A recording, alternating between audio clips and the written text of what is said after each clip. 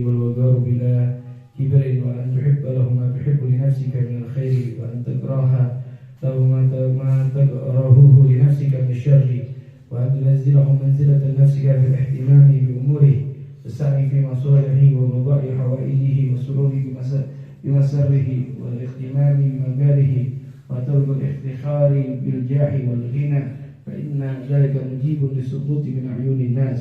ومنها كتمان السر لأنه لا قيمة لمن لا يكتم الأسرار، ولله در القائل إذا ما المرء لم يحفظ ثلاثا أبيعه ولو لكف من رمد، وفاء للصادق وبذل مال، وكتمان السرائر في الفؤاد. قال حجة الإسلام رحمه الله تعالى إذا أردت صحبة أحد ومعاشرته فراعي فيه 5 خصال: العقل والخلق الحسن والصالح، وألا يكون حريصا على الدنيا ولا يكون كذبا. ثم إذا عقدت الصحبة وتمت المودة بينك وبين صاحب اللقاء فقد توجهت عليك له حقوق لا بد لك من القيام بها، إلا وكانت صورة بلا حقيقة لا نفع فيها ولا طائل لها.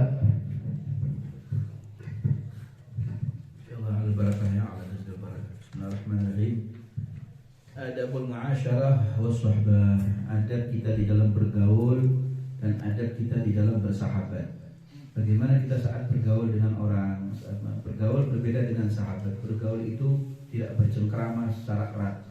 Tapi kalau bersahabat punya hukum, ada hak di dalam persahabatan. Bahkan hukum persahabatan itu dalam kitab Ihya dihukumi seperti nikah.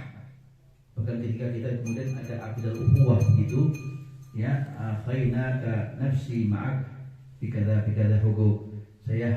Saya hibahkan atau saya persaudarakan jiwa ke saya dengan Anda, dengan saya akan menegakkan sekian hak. Begitu sampai kemudian haknya apa? Haknya dalam persahabatan banyak sekali. Dalam kitab Ihya disebutkan sana.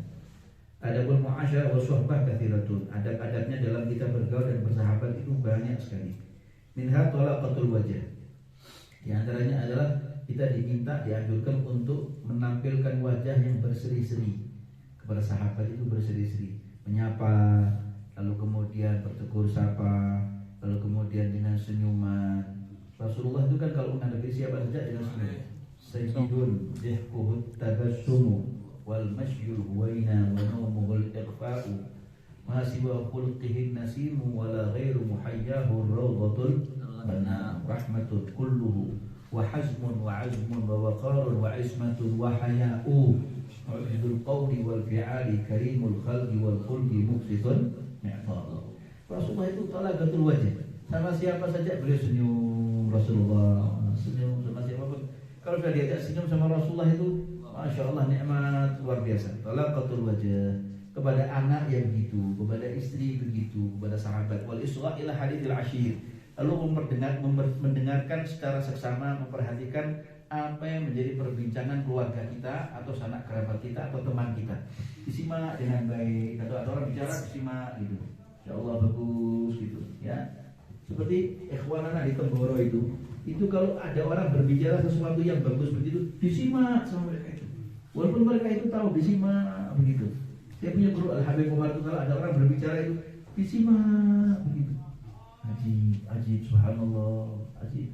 Ustaz Taufik kemarin datang ke rumah Habis Haul itu, saya bacakan itu kalam Habib Ali Habsyi di hati Ustaz Taufik. Dia mengatakan ajib, masya Allah, ajib, Rabbi zidni ilmah, masya Allah, tabarakallah. Akhlak, tampilannya ishaq ila hadithil ashir. Apa yang dijadikan pembicaraan apa sahabat dan teman kita itu disimak secara seksama, diperhatikan dengan bagus. Wal wagar bila kibrin, jaga kehormatan tanpa kesombongan.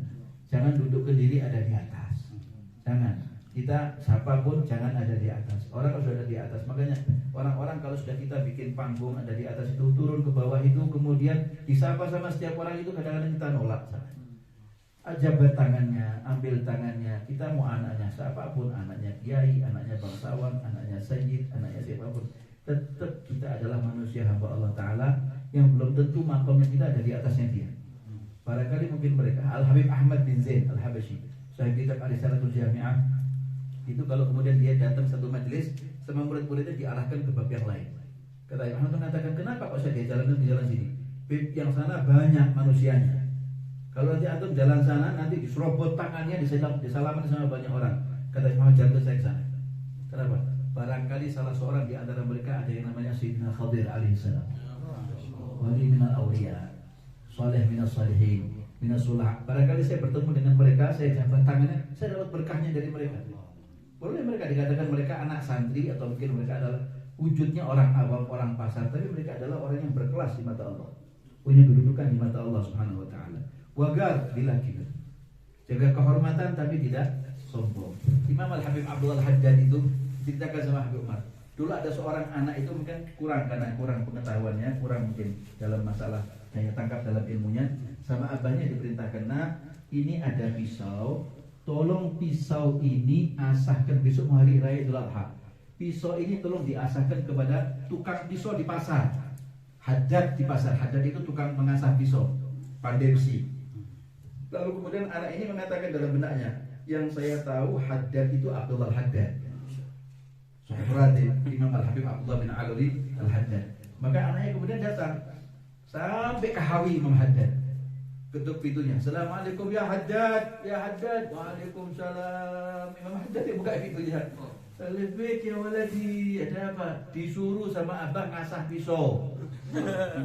Ya, besok hari raya Idul Adha, Idul Kurban, disuruh ngasah pisau, nanti sore diambil. Ya khair, marhaba, jazakumullah khair. Nah, pulang anaknya. Nanti sore diambil ya, nanti abah yang ngambil katanya. Pulang anaknya. Sampai di rumah abahnya, kata abahnya, Barakallahu fik ya waladi. Sudah kau asahkan pisau sama tukang pasar? Sama Haddad, sudah abah. Kemana? Kok Hawi sana? Ke Hawi. Pasar Tarib, bukan Hawi. Pasar Tarib dekat sini dengan Hawi. Tidak apa, Hawi yang bagus itu katanya Haddad yang paling bagus di Hawi sana. Pasarkan besok kepada siapa? Abdullah Haddad katanya. Innalillah. Imam Haddad Gutbul Aqtab ini suruh ngasah pisau. Ya ada. Gutbul Aqtab rajanya ulama, rajanya walinya Allah Taala. Abahnya datang ke Hawi minta maaf sama Imam Haddad. Ya Imam Haddad, maafkan saya punya anak ini agak sedikit kurang bagus ininya. Mungkin agak sedikit lemot begitu ya.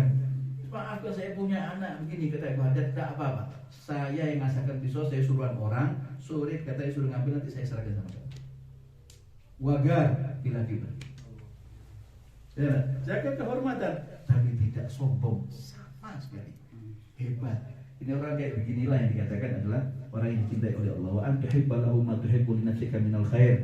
Dan engkau akan pasti menyukai sesuatu yang kalau engkau dapat engkau mendapatkan sesuatu yang baik, kau akan juga senang. Maka berikan kepada orang lain sesuatu yang kalau kau dapat senang, berikan kepada orang lain juga. Artinya kalau kau dipuji oleh orang, kita senang, pujilah sahabatnya.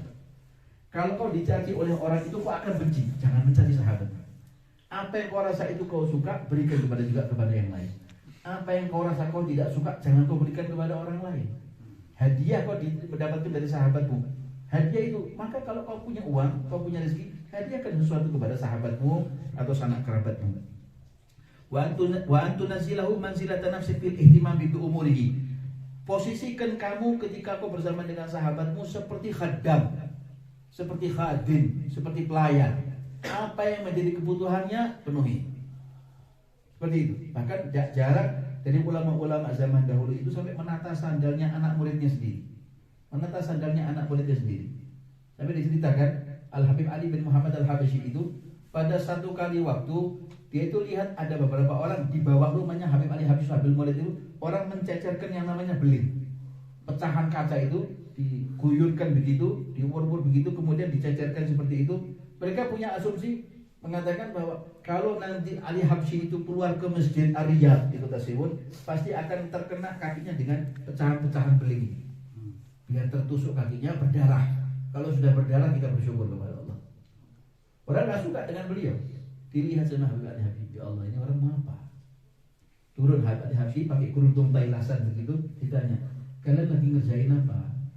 Mereka mengatakan kita lagi ingin mengerjain satu pekerjaan, ingin melukai Ali Habsyi. Kata Pak Habsyi, kenapa kok jalan sini? Ali Habsyi biasanya kalau ke Masjid Riyadh jalannya lewat pintu utara sana.